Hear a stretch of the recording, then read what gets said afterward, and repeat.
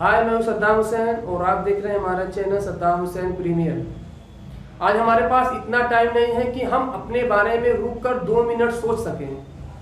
इतना व्यस्तता ये हमें किस ओर ले जा रहा है? ये हमें डिप्रेशन की ओर ले जा रहा है।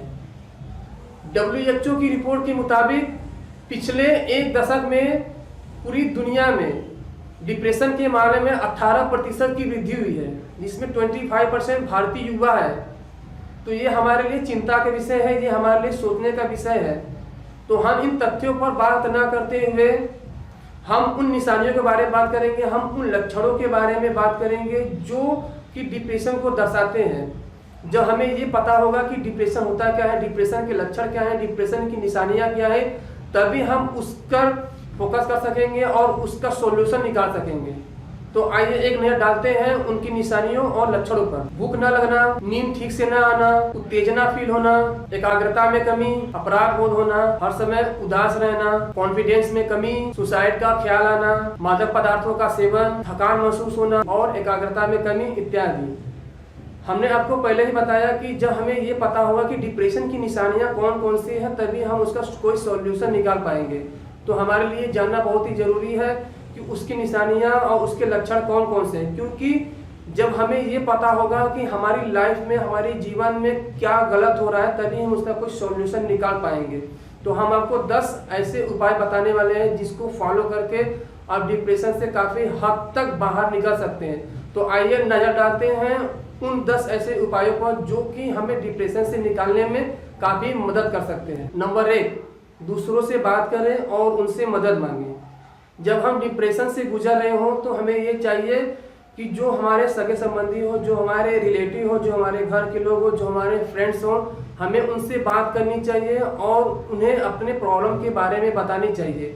जिस वजह से हम स्ट्रेस ले रहे हैं, जिस वजह से हम चिंता कर रहे हैं, हमें उनको इस बारे में बताना चाहिए ताकि वो हमारी प्रॉब्लम का कोई सॉल्यूशन निकाल सके। तो आप इस बात का हमेशा ख्याल रखें कि जब आप डिप्रेशन में हो तो आप दूसरों से बात करें जो आपके खास हो, जो आपकी बात को ध्यान से सुन सके, समझ सके और उसका सॉल्यूशन दे सके। नंबर 2, हेल्दी खान पान और डेली जिम। जब हम डिप्रेशन में होते हैं तो हमें उस समय ये चाहिए कि हम हेल्दी खान पान को अपनाएं और डेली जिम करें। हेल्दी खान पान हमारे मन को खुश रखते हैं और जबकि जिम व्यायाम करने से ये हमें अवसाद से बाहर निकालते हैं, डिप्रेशन से बाहर निकालते हैं। कई रिसर्च से ये साबित भी हो चुका है कि जब हम जिम करते हैं तो वो हमें अवसाद से निकालने में काफ़ी मदद करते हैं। जब हम जिम कर रहे होते हैं उस समय टेस्टोस्टेरोन और सेरोटोनिन जैसे हार्मोन्स रिलीज होते हैं जो कि हमारे दिमाग को स्थिर रखते हैं और ये डिप्रेशन में आने वाले विचारों को कम करते हैं। एक तरीके से ये देखा जाए तो जिम करने से हमारा शरीर सेहतमंद तो होता ही है, साथ ही साथ इसमें एक पॉजिटिव एनर्जी रिलीज होती है जो कि हमें अवसाद से बाहर निकालने में काफ़ी मददगार होती है। नंबर 3, अपने अंदर के लेखक को जगाएं। कहते हैं जब हम अपने मनोभावों को, अपने फीलिंग्स को किसी के साथ शेयर नहीं कर पाते या फिर कोई हमारे मनोभावों या हमारे फीलिंग्स को कोई सुनता नहीं या फिर समझता नहीं, तो हमें ये चाहिए कि एक पेन और एक डायरी ले, उस पर जो भी हमारी प्रॉब्लम्स है, जो भी हमारे मनोभाव है, जो भी हमारी फीलिंग्स है, उस पर लिखना चालू करें। इससे हम डिप्रेशन से बाहर निकल सकते हैं। दूसरी तरफ देखा जाए तो आज के समय में ब्लॉग्स और फेसबुक पेज पर भी बहुत से लोग लिखते हैं। अगर आप चाहते हैं डिप्रेशन से निकलने के लिए तो आप ब्लॉग्स पे लिख सकते हैं और फेसबुक पेज पर अपने जो भी प्रॉब्लम्स है, जो भी फीलिंग्स है, आप उसे शेयर कर सकते हैं। नंबर 4, दोस्तों से जुड़े और नेगेटिव लोगों से दूर रहें। जब हम डिप्रेशन में हो हमें ये चाहिए कि जो हमारे खास दोस्त हो, जो हमारे खास मित्र हो, जो हमारे खास फ्रेंड हो, हम उनके साथ जुड़े रहें।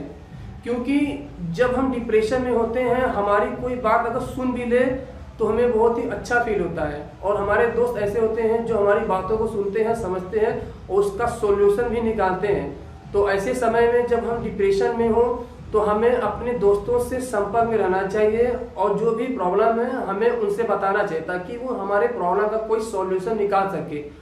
और एक बात का आप हमेशा ध्यान रखें, जो लोग नेगेटिव लोग होते हैं आप उनसे दूर रहें, क्योंकि ये आपका सिर्फ मनोबल गिराएंगे। ये आपको डिप्रेशन से निकालेंगे तो नहीं, बल्कि ये आपको डिप्रेशन में और भी ज़्यादा डाल देंगे। तो आप ऐसे लोगों से बचें जो लोग नेगेटिव लोग होते हैं। नंबर 5, अपने जॉब्स पर पुनर्विचार करें। कुछ लोगों को ये देखा गया है कि वो अपने जॉब्स की वजह से भी स्ट्रेस लेते हैं, टेंशन में रहते हैं, चिंता में रहते हैं। अगर आपको ये लगता है कि मैं अपनी जॉब से संतुष्ट नहीं हूँ या फिर अपनी जॉब्स को लेकर मैं कंफर्ट फील नहीं कर रहा हूँ, तो आपको ये चाहिए कि आप उस जॉब्स पर पुनः विचार करें। अगर आपको ये लगता है कि मैं वर्क प्लेस पर या फिर उस जगह पर पहुँचते ही स्ट्रेस लेना शुरू कर देता हूँ या टेंशन लेता हूँ, तो आपको ये चाहिए कि आप दूसरे जॉब्स की तलाश करें जो आपको कंफर्ट फील करे। अगर आप स्ट्रेस ले रहे हैं उस टाइम, तो आपको ये चाहिए आप नई नौकरी, नई जॉब्स की तलाश करें ताकि आप डिप्रेशन से बाहर निकल सकें। नंबर 6, नियमित छुट्टी लें। एक ही शहर, एक ही जगह, एक ही ऑफिस, अगर हम लगातार काम करते हैं तो हमें बोरियत फील होने लगती है। तो इससे बचने के लिए हम ये करें कि हमें सप्ताह में कम से कम एक बार जरूर छुट्टी लेनी चाहिए, क्योंकि जब हम लगातार काम करते हैं तो हमारे मन में नेगेटिव विचार आने शुरू हो जाते हैं और हम डिप्रेशन की तरफ चले जाते हैं। तो हमें ये चाहिए कम से कम सप्ताह में एक बार जरूर छुट्टी लें। रिसर्च के मुताबिक देखा गया है कि जो लोग लगातार काम करते हैं उनके मुकाबले जो सप्ताह में कम से कम एक बार छुट्टी लेते हैं, उनके अंदर डिप्रेशन के लक्षण देखने को कम मिलते हैं। तो इसलिए आप ये करें, जब आप डिप्रेशन में हो तो आप सप्ताह में कम से कम एक बार जरूर छुट्टी लें ताकि आप डिप्रेशन से बाहर निकल सकें। नंबर 7, पूरी नींद लें। एक अच्छी और पूरी रात की नींद हमें पॉजिटिव एनर्जी से भर देती है। रिसर्च से ये बात साबित हो चुकी है कि जो लोग 7 से 8 घंटे नींद लेते हैं उनके अंदर डिप्रेशन के लक्षण कम देखने को मिलते हैं।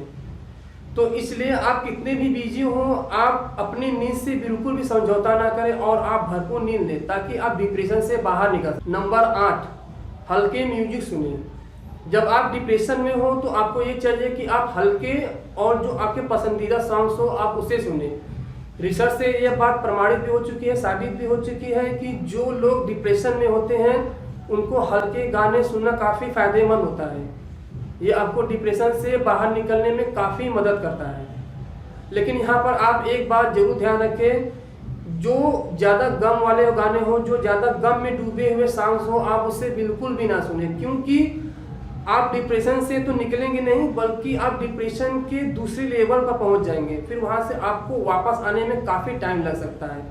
तो ध्यान रखें, जो हल्के सॉन्ग्स हो, जो आपके मनपसंद सॉन्ग हो, लेकिन गमगीन सॉन्ग्स ना हो, वो बिल्कुल भी ना सुने, नहीं तो आप डिप्रेशन में वापस चले जाएंगे, वो भी दूसरे लेवल। नंबर 9, पुरानी बातों को बिल्कुल भी ना सोचें। जब हम डिप्रेशन में हो उस समय हमें ये चाहिए कि जो पुरानी बातें हैं हम उस पर बिल्कुल भी ध्यान न दें। अगर हम उस बातों पर ध्यान देंगे तो हम डिप्रेशन से तो नहीं निकल पाएंगे बल्कि डिप्रेशन की तरफ और खींचे चले जाएंगे।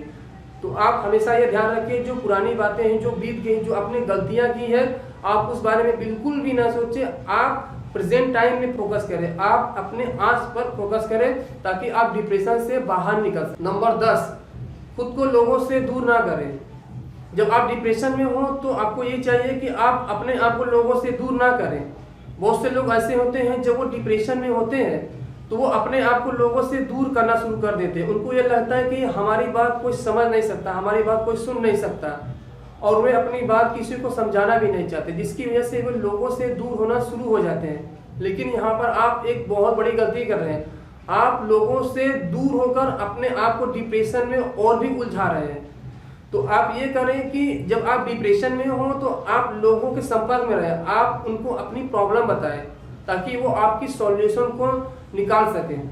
तो आप यहाँ पर ये गलती बिल्कुल भी ना करें कि लोगों से आप दूर रहें, आप लोगों के संपर्क में रहें। उम्मीद करते हैं हमारी वीडियो आपको पसंद आई होगी। अगर हमारी वीडियो आपको पसंद आई हो तो इसे लाइक कीजिए, सब्सक्राइब कीजिए, साथ ही इसे ज़्यादा से ज़्यादा शेयर कीजिए। लेकिन आप एक बात यहाँ हमेशा ध्यान रखिए, अगर इन बातों से भी अगर आपको कोई फ़ायदा नहीं हो रहा है तो आपको चाहिए कि आप एक अच्छे साइकाइट्रिस्ट को अपने आप को दिखाएं ताकि वो आपका अच्छे से इलाज कर सके। उम्मीद करते हैं आपको हमारी वीडियो पसंद आई होगी। आज के लिए इतना ही, थैंक यू।